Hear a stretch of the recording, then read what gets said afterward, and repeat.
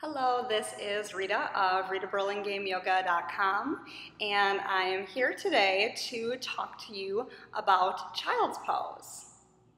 Now, before you say, I know everything about child's pose, click. Please take a few minutes out of your day to watch this video because we're going to go a little bit more in depth into child's pose, how to take child's pose, and then also when and why to take child's pose to get the best benefits from it. So, without further ado, I was asked to make this video about when to take child's pose within a Vinyasa class context. And the short answer is that you want to take child's pose when you need it. Child's pose is also called wisdom pose.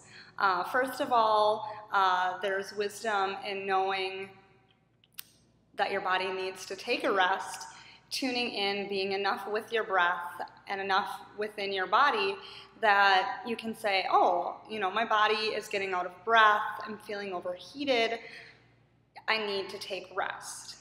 And then secondly, there's also wisdom once you know that you need to take a rest, to actually let go a little bit of the ego and say, I'm going to take rest. I'm going to listen to my body because it is a choice.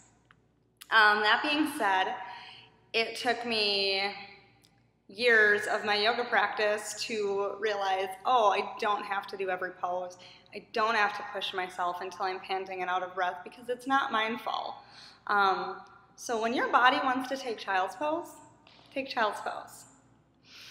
So that being said, I will just go into how to get into child's pose for anyone who isn't familiar.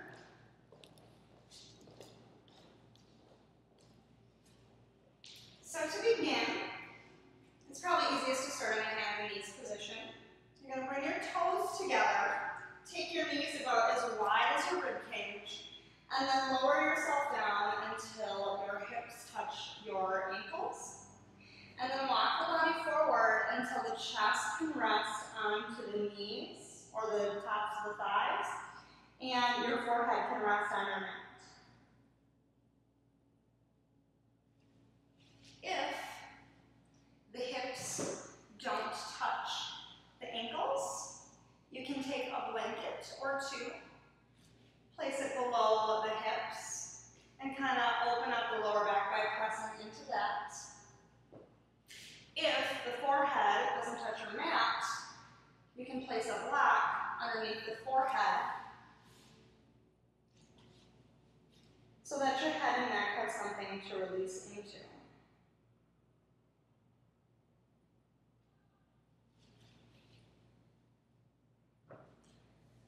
The reason that you want to have your head resting is because having the third eye resting on the earth is a very grounding practice. It just kind of helps you to feel in tune with the earth and just to relax and feel very supported. When your head has something to rest on, you feel that support mentally and physically. Child's pose is great for the first thing that you want to do when you lay out your yoga mat, when you get into the studio. Often there was some traffic on our way to the studio, or maybe you had an unpleasant phone call or email, or maybe you had a latte a couple hours before your practice. So if you get in the studio and you're feeling this kind of buzz, child's pose is a really excellent posture to take, just to get yourself into that room. Also, with child's pose, we're kind of blinded.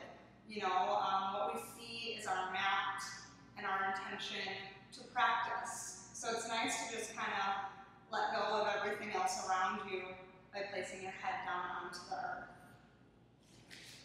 So, as far as taking child's pose within a Vinyasa class, like I said before, you want to tune into your body and listen to when your body is telling you to take child's pose.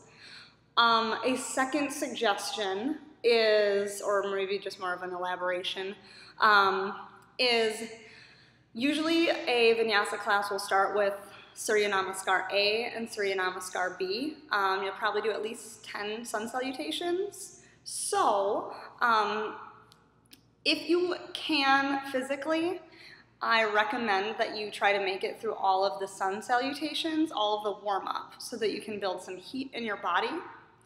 And then beyond that, you just take child's pose when you need to catch your breath.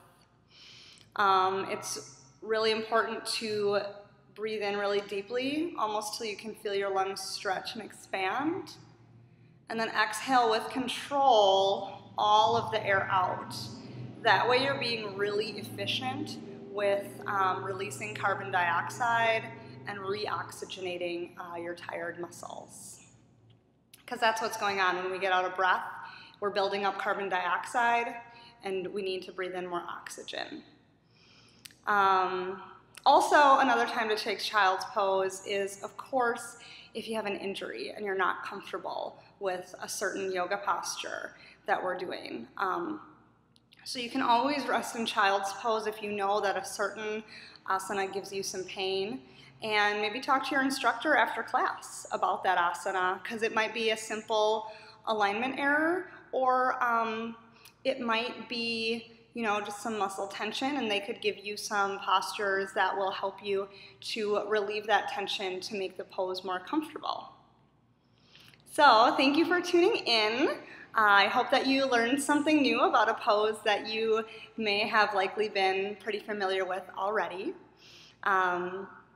Please visit my website, www.ritaburlingame.com, and find me on Facebook.